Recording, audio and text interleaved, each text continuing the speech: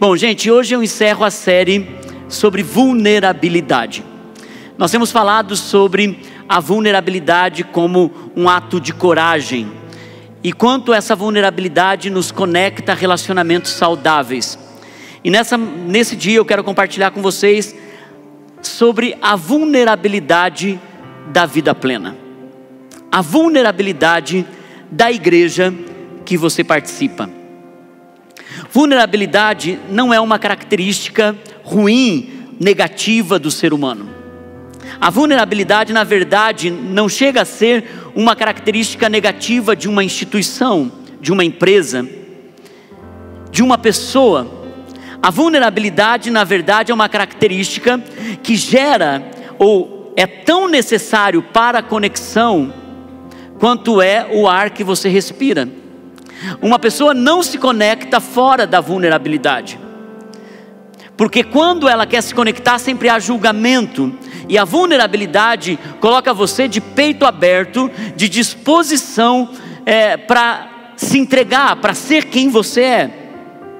Porque a vulnerabilidade, ela atrai aproximação, e ela é uma característica de coragem.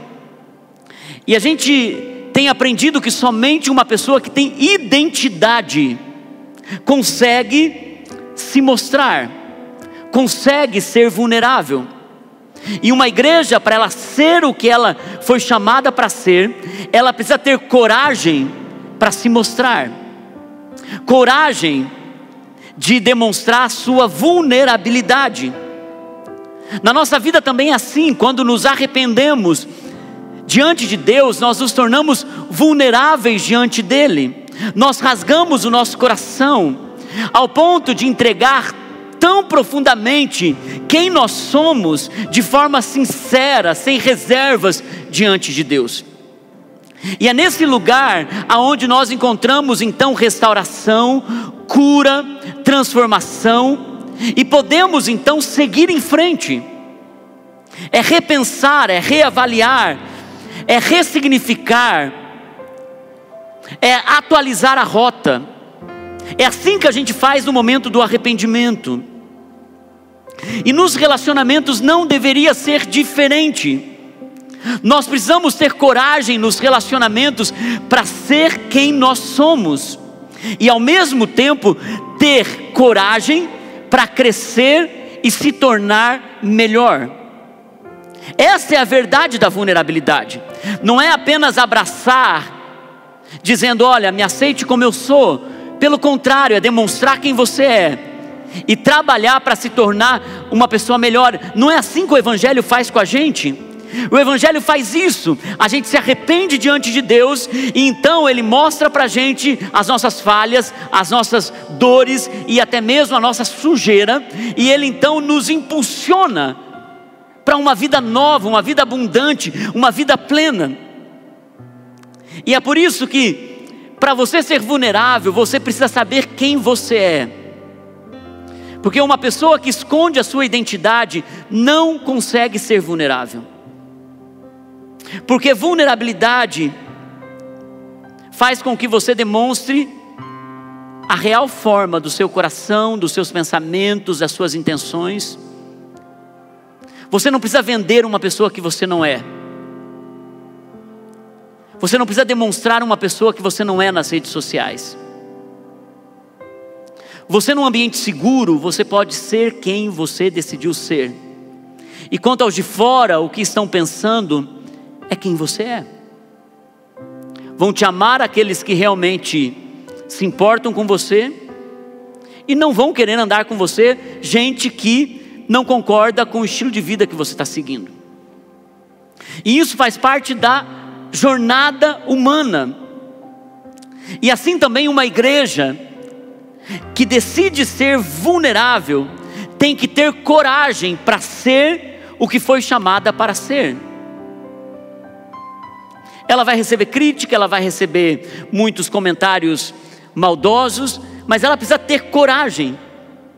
E a vulnerabilidade a torna poderosa. Porque para aqueles que decidem caminhar com ela, não participar dela, mas pertencer a essa família. Existem muitos lugares que a gente participa, que a gente frequenta. Mas igreja não é um lugar de frequentar. Igreja é um lugar para pertencer. Pertencer como família daquele lugar. Abraçar a causa. Amar as pessoas que ali estão. Construir história naquele lugar. E hoje eu quero compartilhar com vocês sobre a vulnerabilidade da tua igreja. Da vida plena. E a nossa identidade tem a ver com a nossa coragem de sermos quem Deus nos chamou para ser. Eu não sei se vocês já ouviram uma expressão dizendo assim, ó, é o DNA daquela empresa, é o DNA daquela igreja, é o DNA daquela pessoa. Eu trabalhei por anos no Boticário, e o Boticário sempre teve um DNA paternalista para os seus funcionários. Eu não sei como é agora, por isso vou falar do passado. Mas todos os que trabalhavam em minha época lá tinham orgulho de dizer: eu trabalho no Boticário. Porque eles ofereciam tantos tipos de recursos, benefícios para o funcionário. Eles eram tão humanos, e eu digo no passado porque volto a dizer, não tenho conhecimento de como eles são hoje. Então, ao sair de lá foi uma desconexão tão profunda, e eu saí para vir para o ministério, porque o Boticário tinha esse DNA de cuidar um do outro, de se preocupar um com o outro, não via as pessoas como colaboradores apenas. E ao mesmo tempo eles manterem o DNA, eles cuidavam até do artista que ia fazer a propaganda para eles. Eu me lembro a equipe de marketing se preocupando e conversando, dizendo: não, esse artista moralmente não pode, não, esse artista é muito adúltero. Por quê? Porque eles se preocupavam com a imagem que aquele artista ia carregar da instituição. Algumas empresas de comunicação, hoje os seus repórteres não podem ter uma posição política contrária à que eles estão promovendo. Não podem se posicionar publicamente nas redes sociais. Por quê?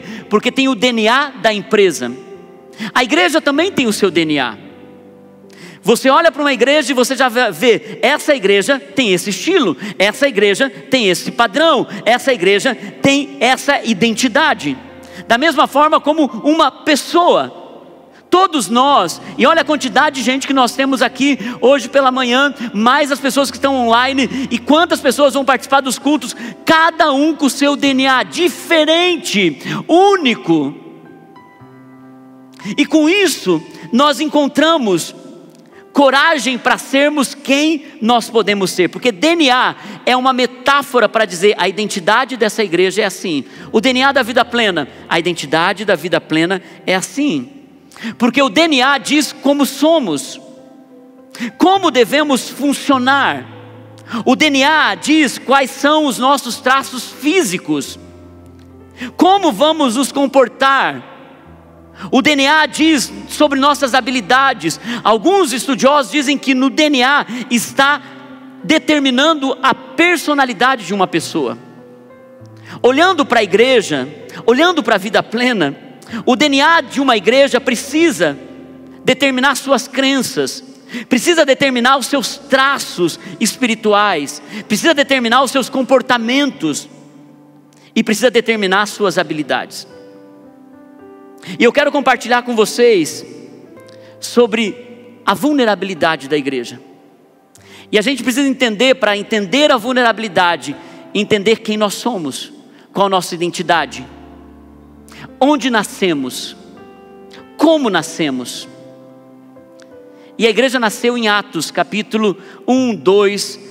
Mas o capítulo 2, versículo 41 em diante, ele dá o tom do que se espera da igreja, do DNA de uma igreja. Os que aceitaram a mensagem foram batizados. Batismo é importante para uma igreja, sim ou não? E naquele dia houve um acréscimo de cerca de 3.000 pessoas, uma igreja em crescimento. Todos estavam, versículo 42, eles se dedicavam ao ensino dos apóstolos e à comunhão, ao partir do pão e às orações. Todos os que criam mantinham-se unidos e tinham tudo em comum. Todos estavam cheios de temor e muitas maravilhas e sinais eram feitos pelos apóstolos. Os que criam mantinham-se unidos e tinham tudo em comum. Vendendo suas propriedades e bens, distribuíam a cada um conforme a sua necessidade. Todos os dias continuavam a reunir-se no pátio do templo e partiam o pão em casa e juntos participavam das refeições. Uma igreja que ia para o templo, uma igreja que ia para as casas. E juntos participavam das refeições com alegria e sinceridade de coração, louvando a Deus. Então louvor era um critério importante para a igreja primitiva. E tendo a simpatia de todo o povo, e o Senhor lhes acrescentava diariamente os que iam sendo salvos. Aqui nós encontramos o DNA da igreja primitiva. O DNA da igreja primitiva, ela tinha um ensino dos apóstolos, a doutrina dos apóstolos. E é por isso que há um valor na nossa igreja em cuidar do ensino da palavra, em proteger a palavra, em não deixar ela se contaminar com o momento contemporâneo que a gente está vivendo, o que é permitido, o que não é, o que pode, o que não pode. Nós vemos na igreja primitiva a comunhão, o relacionamento entre eles, o encontro social entre eles. Uma igreja que não gera relacionamento, que as pessoas não estão conectadas, que não há encontros sociais, jantares, pessoas junto, não é uma igreja que está cumprindo o DNA original da igreja. O partir do pão, que é gerar intimidade, que é estar à mesa, que é caminhar mais perto, que é falar ao coração, não é frequentar um templo no final de semana. O DNA da igreja era se reunir no templo e nas casas, e é por isso que eles cresciam tanto. E é por isso que nós temos os nossos cultos, o grupo de crescimento. É por isso que nós amamos estar na presença de Deus. Agora é por isso também que parte do nosso DNA, da nossa identidade, é uma igreja nas casas, cuidando um do outro, se preocupando um com o outro, ajudar os necessitados, que é a forma com que nós nos preocupamos com aqueles necessitados, que passam por necessidade, conforme diz a palavra de Deus, e diz louvando a Deus. Parte do nosso DNA, da nossa identidade, é adoração. Uma pessoa que decide pertencer a essa igreja, não pode não gostar de adorar. É um peixe fora d'água, porque nós amamos adoração. Nós treinamos músicos, cantores, nós nos preocupamos com o ambiente da adoração, porque a igreja primitiva sabia disso, porque é um DNA nosso adorar, louvar, preservar esse ambiente musical. E outro fator que nós vemos na igreja primitiva, eles continuavam em contínuo crescimento. Nós sempre estaremos apontando para crescer, não focado em números, mas focado em salvação de almas, e que a gente possa ter em nossa história, batizamos 3.000 pessoas, que a gente possa olhar e dizer, Jesus salvou essas pessoas, e eles desceram as águas do batismo. O DNA é uma maneira muito pessoal, particular, de como a igreja está construindo. O DNA é o modelo e o padrão como a igreja constrói sua identidade. Eu quero falar um pouco sobre nossa identidade. A nossa identidade é uma identidade de uma igreja que tem excelência. Nós preservamos a excelência. Nós treinamos colaboradores, pastores, líderes, voluntários, equipe de trabalho. Nós treinamos para ter excelência. Nós cuidamos com a excelência nessa casa. Nós procuramos fazer tudo com o maior zelo e cuidado, e o melhor que nós podemos. Quando nós abraçamos o movimento online, nós podíamos fazer de qualquer jeito, e a gente decidiu fazer o quê? O melhor. Tivemos que nos readaptar financeiramente, mas entregar algo bom online. Nós podíamos fazer uma ceia de qualquer jeito, nós podíamos fazer qualquer movimento de qualquer jeito, um berçário de qualquer jeito. Gente, isso aqui é provisório. As pessoas entram aqui e elas dizem assim: pastor, mas por que você fez algo tão bom provisório? Porque nós não conseguimos fazer mais ou menos. Porque nós entendemos que a nossa excelência, ela honra a Deus e ela inspira as pessoas. E é por isso que faz parte da nossa identidade. Então você precisa saber que tipo de igreja vocês abraçou. A nossa igreja é assim. Quando você escolhe uma igreja, você precisa saber quais são as crenças dessa igreja.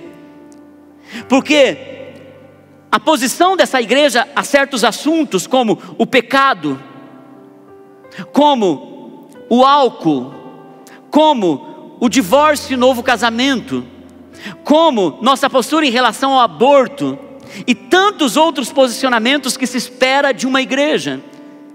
E a gente escolhe uma igreja baseado nas crenças dela, sim ou não? Também nossa filosofia, qual é a filosofia da vida plena? A filosofia é como nós praticamos o que nós cremos. Vocês são contemporâneos ou são tradicionais?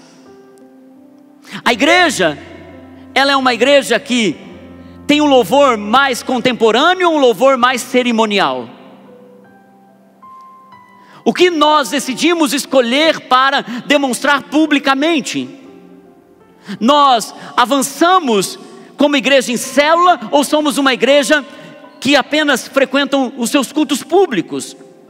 É uma igreja que está disposta a abrir mão e ser vulnerável, e muitas vezes ser criticada pelo modelo que ela escolheu ser. Gente, eu amo adoração, nós amamos adoração, e é por isso que nós decidimos que a nossa igreja vai ser uma igreja de louvor contemporâneo, musicalidade boa, treinada, mas muito ungida. E é por isso que nós investimos no nosso time de louvor. É por isso que nós, parte dos recursos, investimos em preparar essa questão da música para o final de semana. Às vezes você está ouvindo uma canção, às vezes você está ali adorando a Deus, de repente você ouve um violino, e não tem um violino, mas a pessoa que preparou o louvor durante a semana, ela criou toda a questão musical para ter violino, para ter piano, para ter teclado, para ter muitos instrumentos ali, para que o time de louvor viesse, e eles ensaiam para estar aqui. Por quê? Porque o modelo de igreja que você escolhe, você decide como é a filosofia dessa igreja. Eu amo música da harpa. Eu tenho um pezinho na assembleia, eu confesso para vocês. De vez em quando gosto de Advogado Fiel e esse tipo de música. Tem companheiros meus aqui. Mas para o ambiente corporativo, nós escolhemos ser contemporâneos, atualizados, e de vez em quando a gente canta um Alvo Mais que a Neve, ou coisas assim. Mas quando nós começamos a cantar muitas músicas mais antigas, eu já aponto a equipe de louvor: gente, nós estamos indo para o futuro. Eu quero alcançar uma geração. O apóstolo Paulo, ele disse uma coisa, ele disse: vou me fazer de louco para ganhar os loucos. É uma escolha. É uma escolha que nós tivemos. Quando você chega numa igreja, a filosofia dela demonstra se o seu estilo é de pregação, uma pregação mais expositiva, que pega os versículos, um capítulo bíblico e vai versículo a versículo, ou é uma pregação mais temática. Uma igreja onde o seu enfoque está na palavra ou está na adoração? Está em ter um enfoque em cura divina? Porque, gente, você vai encontrar os sabores de muitas igrejas. E nós temos que tomar o cuidado de não sermos legalistas, fariseus, e ficarmos apontando o dedo para aquilo que Deus deu como sabor para aquela igreja. Não é o sabor da vida plena, não é o DNA da vida plena. Por quê? Porque tem igrejas que dizem assim: nós somos a igreja da palavra. Então eles pregam teologia, eles pregam a teologia dizendo que é a palavra. Eles gastam horas com estudos bíblicos, e está tudo bem. Tem igreja que eu já fui, que 1h30 do culto é adoração, louvor, e eles retetezando no meio do culto, e está tudo bem, e 20 minutos para a palavra. Eu já vi igrejas que o enfoque é em cura divina. Vamos usar todo o nosso culto para trazer pessoas e orar com imposição de mãos pelos doentes. Você conhece igrejas assim? Eu conheço igrejas que o DNA delas é falar sobre prosperidade. E é por isso que cada lugar tem sua filosofia, seu modelo, seu jeito. E quem decide pertencer àquele lugar é porque se identificou com aquele ambiente. A nossa igreja, ela decidiu ser uma igreja com inspiração de uma palavra de fé, inspirativa, com uma adoração congregacional, contagiante. Nós amamos o lugar da presença de Deus. É por isso que entendemos que o culto não começa com a palavra. Por isso que entendemos que uma pessoa que respeita um ambiente de culto, ela sai de casa mais cedo, ela chega no horário para o culto, porque ela não chegaria atrasada para um compromisso com o presidente da república, mas ela é capaz de chegar atrasada com o Senhor do universo. Nosso DNA não é achar que a música é um momento a mais do culto, é culto de adoração ao nosso Deus. Eu louvo a Deus porque vocês acessam tanto os louvores que a gente disponibiliza no YouTube. Nossa igreja tem um modelo. Quem é a vida plena? Nossa igreja, ela tem um slogan: uma igreja que se importa. Uma igreja que se importa. Nós de fato nos importamos com as famílias, porque nosso investimento está em treinar a liderança para cuidar de família. Nós nos importamos com as crianças. A gente ama o ruído das crianças no lugar delas. Por quê? Porque nós precisamos entender que as crianças precisam chegar na igreja e achar a igreja super divertida. E nós entendemos também que nós queremos as crianças, os bebês. Prova disso que ontem nós tivemos aqui 2 cultos com quase 60 crianças sendo apresentadas. E foi tremendo, essa igreja estava cheia nas 2 reuniões, e foi tão especial isso ontem aqui, e lindo ver os pais consagrando seus filhos na presença de Deus. E nós queremos que essa igreja tenha cheiro de criança. Lá em cima o berçário é ampliado, é estrutura dividida. Nós estamos planejando para as crianças aqui embaixo um espaço maravilhoso. Mas nós precisamos entender que uma igreja organizada, ela sabe que as crianças têm o lugar delas. Os papais chegam na igreja com bebês de colo, eles não podem se ofender com a filosofia da igreja de manter o ambiente do culto. Quando os filhos choram, começam a balbuciar, eles cuidam. Se continua, eles correm para o berçário. Porque o choro da criança, que é agradável aos ouvidos do papai e da mamãe, pode quebrar o ambiente do que Deus está falando com a pessoa que está ao redor. E o papai e a mamãe precisam ter esse discernimento em correr, em ser rápido. Porque eu já fui pai de bebê, enquanto a Naine fazia adoração no culto, o Mateus começava a chorar, e o Mateus sempre foi aquele furacão, e ele começava, mamadeira, vai, toma mamadeira, depois não dava mamadeira, bolacha, e depois água. Quando não dava, saía correndo e não tinha berçário, era lá fora. Por quê? Porque a gente sempre preservou o ambiente, porque faz parte do nosso DNA. Que as pessoas cheguem aqui, elas tenham um momento da adoração delas, elas possam ouvir a palavra com muita tranquilidade, e os pais respeitem esse ambiente. Nós nos importamos com os pré-adolescentes. É por isso que os pais, eles se movem na sua agenda para que os seus filhos possam vir para o seu culto no domingo às 18. Por quê? Porque estão preocupados, porque é uma fase onde os filhos precisam da palavra. Nós nos preocupamos com os adolescentes, com os pastores para isso, cuidando do mundo, transformando o mundo deles, dos jovens, de uma nova geração, dos jovens maduros. A Vida Plena é uma igreja que tem uma mensagem inspiracional e por fé. Nós não somos uma igreja para estudo bíblico no culto de domingo. Nós temos nossas escolas teológicas, mas não no culto de domingo. Queridos, muitas pessoas chegaram para mim e falaram assim: pastor, amei a igreja, mas acho que falta profundidade na palavra.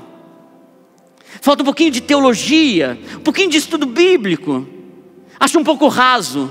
Ele diz assim, então pode ir para outra igreja, porque aqui você não vai encontrar isso no culto.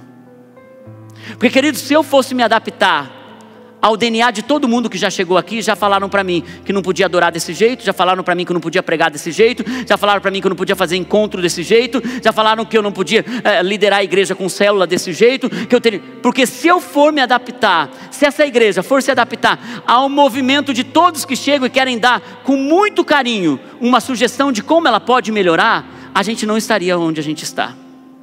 Nós temos um DNA que nos custou caro para estar aqui. Nossa igreja, nós acreditamos os dons do Espírito Santo agindo nos dias de hoje para todo crente. Nós acreditamos que todo cristão tem a unção do Espírito Santo para manifestar os dons do Espírito. Nós acreditamos em expulsar demônios.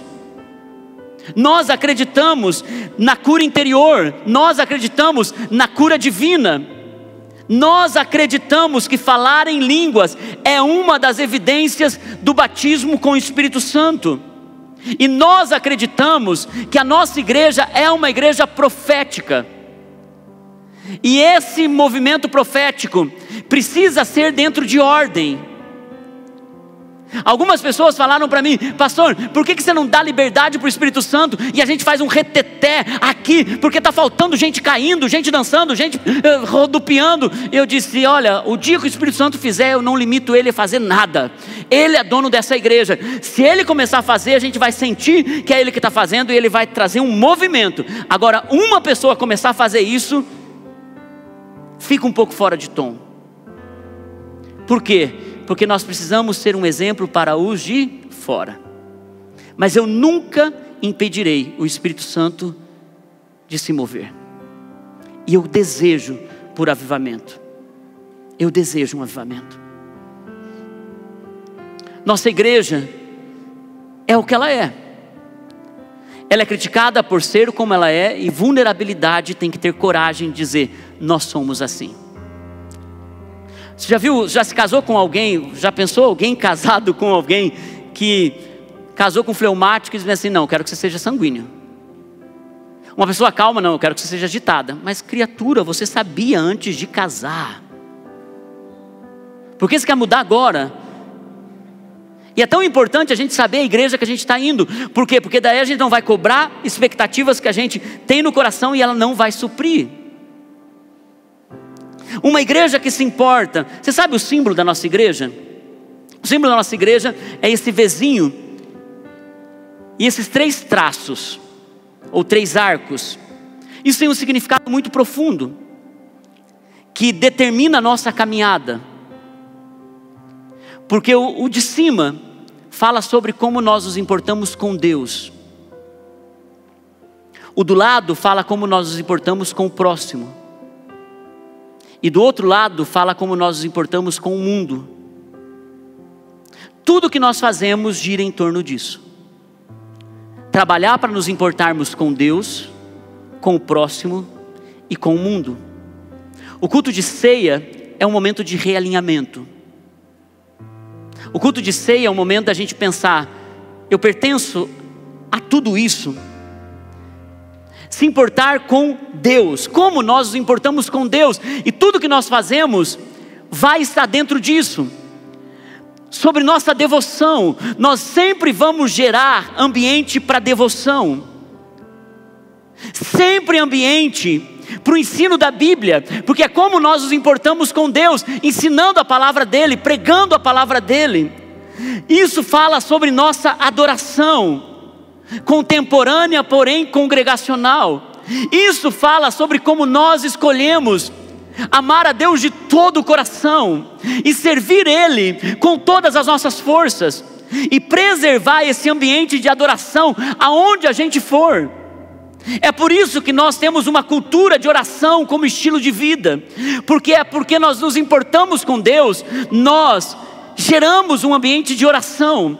Você que está aqui vai perceber que pelo menos 3 vezes por ano eu vou fazer série de mensagem falando sobre vida com Deus, sobre jejum, Nós sempre vamos impulsionar vocês a jejuarem, a fazerem votos diante de Deus, a se posicionarem em oração. E é por isso que para nós, manter a sala de oração e treinando times de louvor, músicos, intercessores para manter aquilo, é um valor nosso, porque nós decidimos que isso faz parte da nossa cultura de se importar com Deus. É por isso que no templo novo, uma das partes de maior investimento, de qualidade de som, cadeira confortável, estúdios ao redor da sala de oração, é no último andar, porque vai ser o lugar que a gente vai manter uma chama acesa de oração, porque faz parte do nosso DNA, é a nossa santidade, é como a gente decide caminhar em santidade, para honrar a Deus, para abrir mão de pecados, para seguir em frente. Então o próximo é se importar com o próximo. Boa, deu até um trocadilho aí. O próximo traço é se importar com o próximo. Que isso nos custou muito caro. O pastor Luiz Mário falou semana passada como nós fomos expulsos. E está no vídeo de comemoração. Como nós fomos expulsos da denominação que nós estávamos por uma coisa. Por conta desse DNA nosso de se importar com o próximo. E estava tudo bem a igreja ser uma igreja apenas de reunião pública. E não de igreja em casa, igreja em célula. Mas o Senhor nos trouxe para o movimento das células. E nós começamos a fazer as células em casa. E a cuidar um do outro. E a ter um ambiente de proteção e de crescimento. E quando eles falaram, ou vocês param com isso, ou vocês saem, nós decidimos sair. E nasceu a Vida Plena por conta desse momento de se importar com o próximo. E nós decidimos então que isso é um DNA nosso, é uma prática nossa. É estar na célula, é dar apoio de um cristão a outro, é dar atenção, é se preocupar, é chorar junto. Se você apenas frequenta a nossa igreja, você apenas desfruta de parte do nosso DNA, porque a nossa essência não está apenas nos cultos públicos, conforme Atos capítulo 2, a nossa essência está no culto público e na fragilidade do grupo de crescimento, em estar ali cuidando um do outro. É também o nosso cuidado no discipulado, no aconselhamento. Quantos de vocês são cuidados, sentam, choram? Quantos de vocês rasgam a vida diante dos nossos líderes, diante dos nossos pastores? É o nosso cuidado pastoral. É assim que a gente cuida do próximo. Nosso cuidado pastoral, através dos nossos líderes de célula, dos nossos pastores de área. Gente, se você é uma pessoa que quer frequentar uma igreja ou pertencer a uma igreja, que você vai ser cuidado por um pastor, ou pelo pastor sênior, ou por um pastor de área, talvez esse não seja o teu lugar. Porque, imagine só, eu tenho 11 pastores de tempo integral, eu preciso cuidar deles e preciso cuidar de toda a realidade da visão da igreja. Mais de 300 líderes de célula. Cada líder de célula tem prioridade na minha agenda. A hora que ele diz assim, pastor, eu preciso de uma conversa com você, eu atraso toda a minha agenda para conversar com esses líderes de célula. Os líderes de ministério, 30 ou 40 líderes de ministério, eles têm prioridade na agenda. Nós temos então uma quantidade absurda de discípulos numa célula. Os nossos líderes fazem um trabalho primoroso pastoralmente. Uma pessoa um dia chegou aqui e disse para mim assim, pastor, eu estou saindo da igreja porque aqui é muito grande, eu quero ser cuidado por uma igreja menor, onde eu tenha contato com o pastor. Eu falei, puxa, se você soubesse que o treinamento que nós damos para os nossos líderes e para os nossos pastores é tão constante e é o melhor treinamento que existe, que, gente, eu não conheço alguns pastores, não conheço pastores que tenham tanto treinamento quanto o nosso time de liderança tem. Eles são pastores. Pastores que amam, que cuidam. Algumas pessoas querem ter contato direto com a gente não se importa de maneira alguma de atender. Mas nosso DNA aqui tem um processo, tem uma hierarquia para cuidado de vocês. Você imagina você precisar, está parecendo Moisés no deserto, estou dizendo: Moisés está morrendo, porque você levanta às 5 horas da manhã, vai dormir meia-noite, e atendendo o povo, e tem gente esperando 2 anos para falar com você. Separe em grupos de 50, em grupos de 10, e é por isso que você é muito mais cuidado, estando conectado a um grupo de crescimento. É a forma com que essa igreja vai cuidar de você. Então não é caro quando a gente abre um relacionamento e diz assim: é isso que nós podemos oferecer para vocês. Nosso cuidado com a liderança, nossos líderes, como eu disse, tem treinamento tremendo aqui, investimento na vida deles. E nossa cultura de honra. Gente, nós temos uma cultura de honra aqui. Você viu a pastora Silvia? A pastora Silvia disse: gente, vamos aplaudir o nosso time de apoio. Por quê? Porque nós queremos honrar as pessoas. Porque isso é bíblico. Quando o Espírito Santo veio sobre a cabeça, esse era um sinal de honra que precisa ser abraçado pela igreja. Porque as línguas de fogo poderiam vir sobre o peito, poderiam vir sobre o umbigo, sobre os pés, mas as línguas de fogo vieram sobre a cabeça. Por quê? Porque se viesse sobre o peito, você diria assim: eu sou bom, eu sou bom, eu sou bom. Mas quando vem sobre a cabeça, você tem que olhar para o que está acontecendo na vida do outro e dizer assim: Deus está fazendo na tua vida, tem algo especial sobre você, uau, olha o que está acontecendo com a sua história. Então nós reconhecemos o outro, nós damos valor para o outro e nós damos honra ao outro. E é essa cultura que a nossa igreja tem, é de elogio e não de crítica. É uma cultura aonde nós vamos de fato elogiar, reconhecer, mas ser transparente. Você quer caminhar conosco? Certamente pessoas que vão estar perto de você vão dizer: olha, tem essa área fraca na sua vida, tem isso, você precisa crescer. Teu casamento, você não está tratando tua esposa de forma adequada.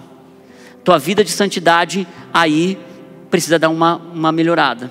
Agora, o que nós não faremos é que a nossa transparência se torne uma pedra de tropeço. Muitas pessoas acham que uma igreja que honra, uma igreja que ama Deus e tem santidade, é uma igreja que está com uma inquisição pronta para maltratar as pessoas. Tem gente que espera que a igreja tenha um chicote de disciplina na mão. As pessoas aqui, quando falharem, vão ser confrontadas, se arrependidas, vão ser retornadas ao seu lugar de propósito. Nunca vamos arrastar um corpo e expor publicamente aqui. Alguns confrontos públicos são necessários para a disciplina, mas algumas pessoas esperam que o pecado de quem os comete seja anunciado publicamente. Lembra quando foram fazer isso com a adúltera? E Jesus disse para eles: quem não tem pecado, que atire a primeira pedra. Sabe como seria a linguagem hoje? Quem não tem pecado, que poste o primeiro Twitter. E é um tipo de coisa que as pessoas na verdade esperam, e talvez tenha um DNA que se enquadre bem dentro da tua justiça, bem dentro daquilo que você espera de uma igreja. Não é o caso da vida plena. Nós sempre vamos amar, restaurar, perdoar e estabelecer novamente no lugar de propósito, se houve arrependimento. Porque nós acreditamos nas pessoas. Nós acreditamos que o evangelho que Jesus nos entregou é um evangelho de graça, mas de temor. A nossa cultura, como disciplinar os que erram, com os que pecam e com os que se rebelam, é diferente. Os que erram, nós ajudamos a se levantar. Os que pecam, nós levamos ao arrependimento. E os que se rebelam, nós confrontamos e, se preciso for, se afasta do arraial. A nossa cultura de criar relacionamentos para uma geração é como nós conectamos e amamos um ao outro. Nós nos preocupamos tanto ao ponto de trabalhar profundamente, chorando, trabalhando, se esforçando, fazendo entregas para que relacionamentos sejam conectados. E por último, que se importa com o mundo. Nossa maneira de ter e exercer misericórdia para com os necessitados, que é o que a palavra de Deus nos ensinou nessa manhã. É olhar para o mundo ao nosso redor e ter misericórdia. Eu me lembro o dia que o Senhor falou comigo que nós deveríamos cuidar dos dependentes químicos. Eu era pastor de jovens. Eu disse: Senhor, eu faço isso, o Senhor me dá equipe. E o Senhor foi acrescentando time, e hoje nós temos um time aqui que vai na rua buscar pessoas. Nós temos um time que faz os grupos de dependentes e de codependentes, grupos de apoio de dependentes e codependentes químicos durante a semana. Parte dos nossos recursos está em mandar para clínicas, para que elas possam manter essas pessoas e acreditando nessas pessoas. Alguns já me falaram: pastor, por que você investe dinheiro em pessoas que ficam lá 1 mês, 2 meses? Porque não tem a ver com eles, tem a ver com o meu chamado.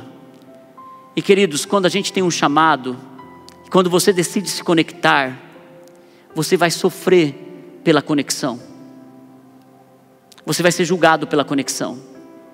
Quando você acredita num casamento e você diz assim: ainda não é, você continua acreditando. Eu sei que um dia ainda a gente vai ter grandes testemunhos de todo o investimento financeiro e de tempo que a gente faz nos dependentes químicos. Todo recurso que a gente investe na ação social, na comida, nas equipes, é a forma com que nós como igreja temos DNA para tocar o mundo. Esse é um valor para nós. Esse é um valor forte para nós. É como nós cuidamos dos pobres. É como nós saímos de um culto de ceia, de casa para um culto de ceia, e nós lembramos de levar o nosso quilo do amor. Por quê? Porque para nós é um valor. Porque eu sei que aquele mês a igreja vai precisar servir muitas famílias. Então o que eu faço? Eu saio da minha casa porque eu não passo necessidade. Eu consigo tirar um pouco e trazer para dar mais para quem precisa. Porque faz parte do nosso DNA. É como nós impactamos a política. Tem gente que não gosta do assunto política, mas nessa casa nós vamos pensar em política para a cidade. Por quê? Porque nós precisamos que as leis dessa cidade sejam restauradas para o bem do povo, não da igreja, do povo. E que tenha um impacto na vida diária do povo. Por enquanto eu entendo que nosso raio de ação é São José. O nosso envio de missionários é assim como que nós nos importamos com o mundo. O nosso envio de missionários nas esferas da sociedade. Queridos, eu espero que vocês sejam todos missionários. Esse é o nosso DNA. Quando você sai daqui, você é missionário na sua família, você é missionário na sua empresa, você é missionário no seu trabalho, você é missionário como médico, como advogado, como pedreiro, como empresário. Se você tem uma empresa, a tua empresa tem que ser diferente.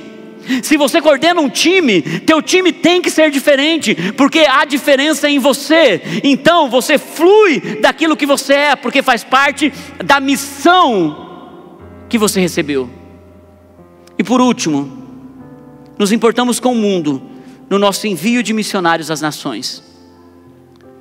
É por isso que parte dos recursos dessa casa nós enviamos para as nações pessoas.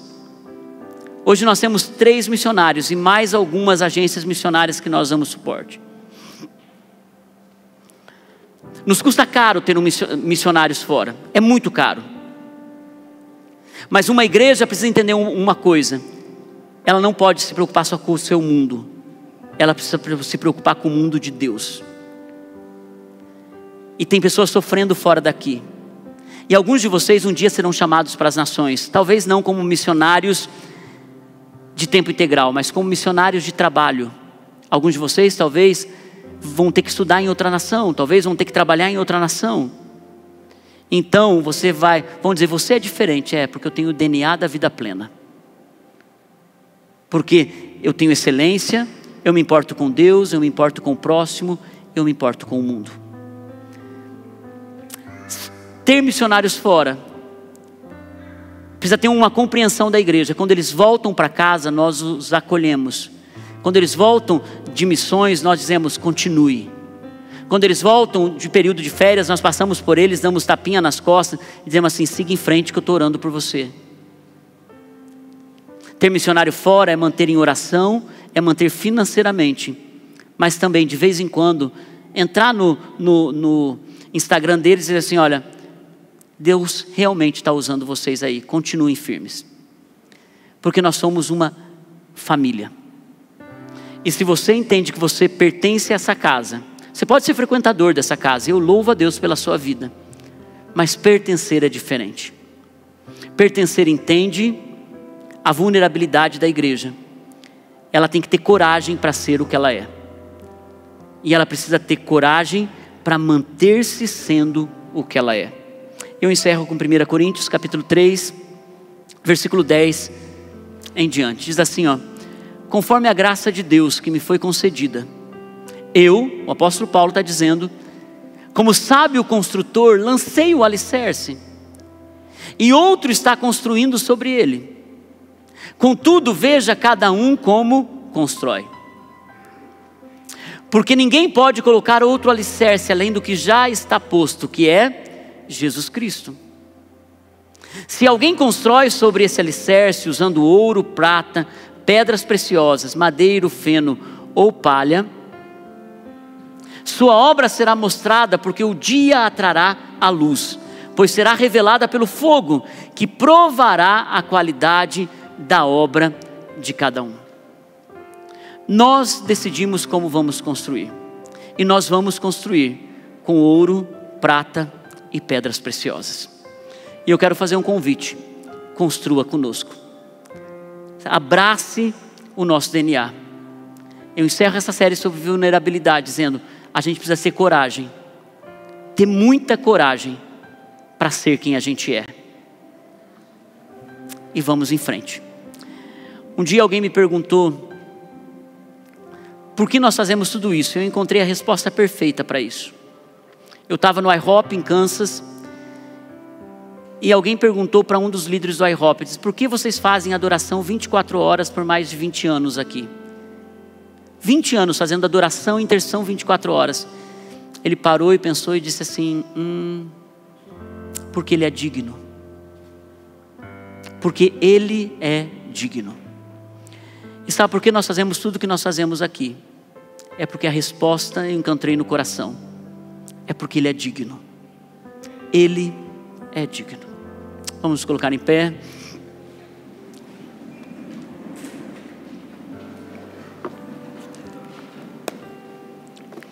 Abra suas mãos. Uma oração sincera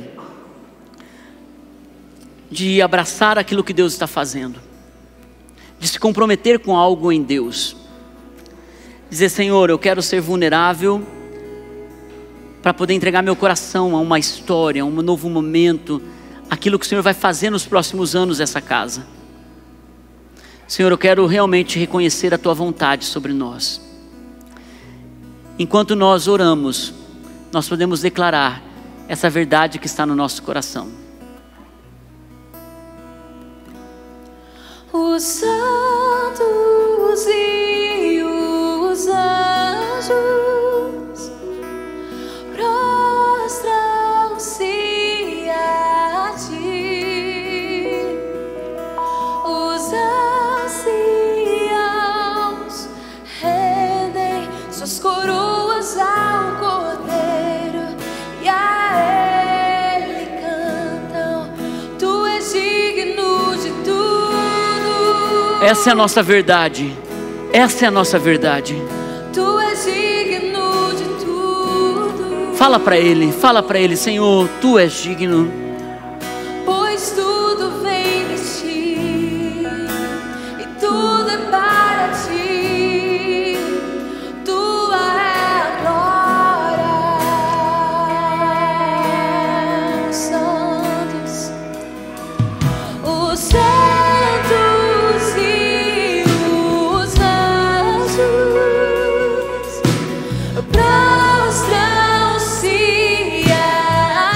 Levanta a adoração. Levanta a adoração. Os anciãos rendem suas coroas ao Cordeiro e a Ele cantam. Tu és digno de tudo. Sim, meu Deus, Tu és. Tu és digno de tudo.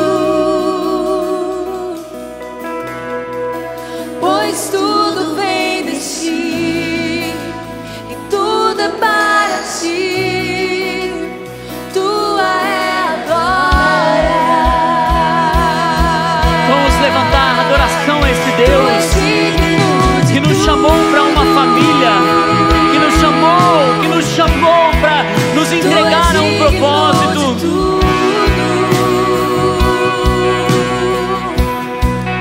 Pois tudo vem de Ti e tudo é para Ti. Tu é a glória. Se entregue a Ele. Dia e noite suba de nossa adoração. Dia e noite suba de nossa adoração. Dia e noite suba de nossa adoração. Dia e noite suba a Ti. Tu és digno de tudo. É, Senhor. Tu és digno de tudo. É verdade, Senhor. Sim. Pois tudo vem de Ti e tudo é para Ti. Tua é a glória. Dê um aplauso àquele que é digno de todas as coisas. Aleluia. Aleluia. Aleluia.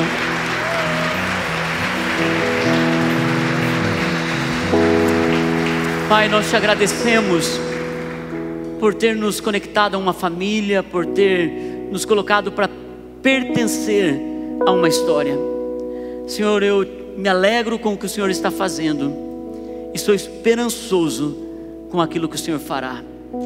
Pai, nós olhamos para o Senhor e dizemos: recebe em adoração a nossa jornada como família Vida Plena, em nome de Jesus. Amém e amém.